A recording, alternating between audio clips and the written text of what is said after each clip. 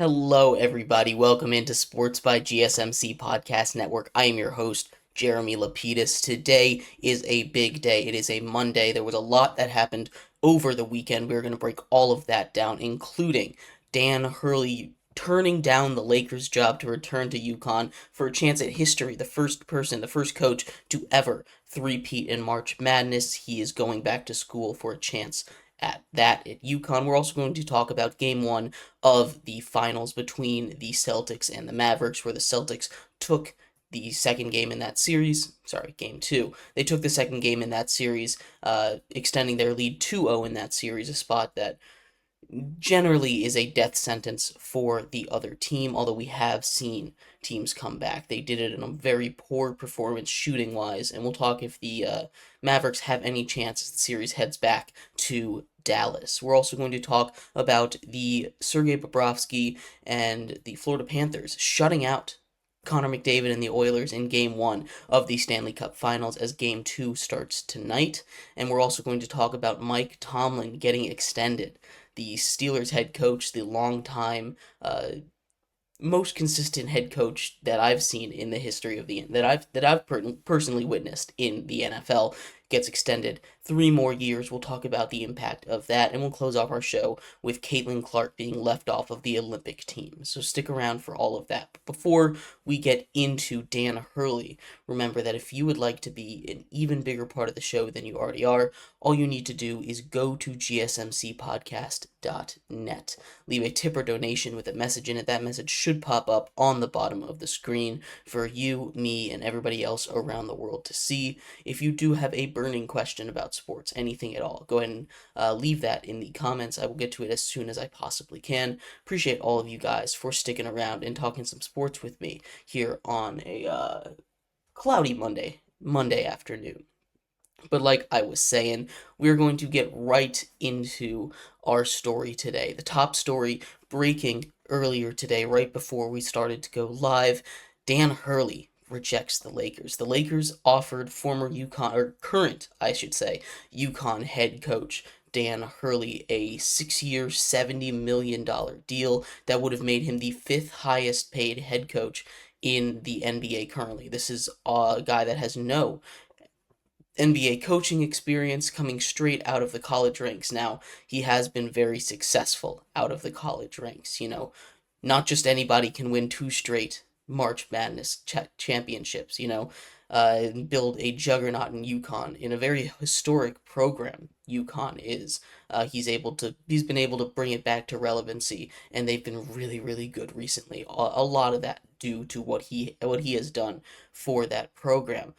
And it has shades of, obviously, a very similar thing happening with Mike Krzyzewski when the Lakers tried to lure him out of college. They were unable to do it in very much the same way. Now the question for the Lakers is, how do you rebound? Because Dan Hurley obviously was a golden goose of a hire. Dan Hurley was a guy that, if you could have gotten him, it would have been a knock out of the park. That is your number one guy, your dream one, your dream school, the one that you just kind of throw a shot in the dark at. And they were really close. They got him to come out, they had discussions, they did negotiations, an offer was made. You know, this is it would have taken a lot of money. And I think the number that it would have taken for that I was feeling that it would have taken is $100 million, and I've seen that. I know it's just a nice round number, but $100 million is a lot of money for a head coach, but it's probably worth it. Dan Hurley has proven successful as a winner. But if you're Dan Hurley, do you want to go to the Lakers at this point? I feel like UConn is better, and you really only get one shot at the NBA, right? Especially if you're coming in without experience, especially if you're coming in as a college coach, not establishment NBA circles. You really generally only get one shot, and this Lakers team is not the shot that I'd be willing to take it on. Yes, it has Anthony Davis. Yes, it has LeBron James. But this team is not great. They don't have the depth. They're very old. Their defense isn't the greatest. I mean, Anthony Davis defensively is awesome, but it's not the situation that I want to stake my career on if I'm Dan Hurley. So I think he made the right decision in not going. The Lakers most likely are looking at JJ Redick now, and JJ Redick said that he wasn't going to even talk about it until until after this season is over. So we will see what happens there. There seems to be stalled out there. There's a lot of different options they could go with. They might have a third option waiting in the wings, but betting favorites now is JJ Redick after Dan Hurley turns down the job, which really sucks for the Lakers. That would have been a great, great hire. But like I said, I don't think that was the right opportunity for UConn, for Dan Hurley leaving UConn. UConn seems like it's in a better position than the Los Angeles Lakers are. The Lakers aren't in a good place to be long term, and I know it's LA, they'll be able to attract anybody, get anything, but I don't know. It's not the right it's just not the right decision. But yeah, Dan Hurley rejects the Lakers, a huge, huge deal, and we're going to have to keep waiting for the Lakers to hire a head coach. We're getting to the point where it's getting to be a problem that they don't have a head coach. You know, them and the Cavs are the only team without head coaches. The Cavaliers seem to be, I mean, obviously they're moving a little more quietly, but every other team in the NBA seems to hire a head coach very quickly. And these are two open spots that are really interesting, right? They have lots of establishment stars, lots of stars that you can build a great team around, both Cleveland and LA, but nobody seems to be itching to take those jobs. And both of them have the potential to be imploded this season. You know, we've heard so much news coming out of Cleveland that there's been so much drama with Donovan Mitchell and all those guys wanting out or not wanting to play in Cleveland or not being happy with the coach, which is why they ended up firing Bickerstaff there, even after making it to the second round of the NBA playoffs, losing to the Celtics, a team that, as we'll talk about in the next segment, is scary good. They've exceeded all expectations I had of them already, and it's only 2 games into the finals. So, but we'll talk about that in a little bit.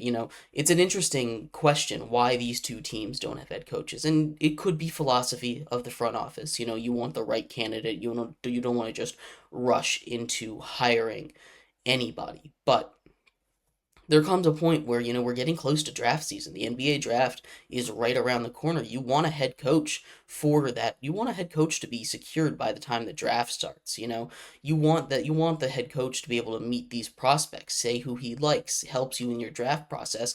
You're starting to get to the point where it might be a little bit more detrimental to not have a head coach, which is why I think the Lakers might not end up hiring JJ Redick, because everything I've seen is that he does not want to start conversations to be a coach yet. At least you have to wait till the end of the finals. And it's a little bit concerning. I'm not going to lie. We'll see what happens with the Lakers. Dan Hurley goes back to UConn. I think that was the best choice for him, for the UConn program, because then UConn would have had to scramble, probably would have seen players jump into the portal. There's a whole domino effect, excuse me. There's a whole domino effect for all of this. So I feel like this was the best decision all around. Obviously, it sucks for the Lakers fans, and for that entire team. But I don't think Dan Hurley would have more success with the Lakers than he would with UConn. So anyway, in our next segment, we are going to move into finals recap. The Celtics go up 2-0 on the Mavericks in that series behind really just it was a poor shooting night from them, and usually that kills them, but they were able to win game 2, and that makes me very concerned for the Mavericks. We'll talk about all of that and more coming up next here on Sports by GSMC Podcast Network.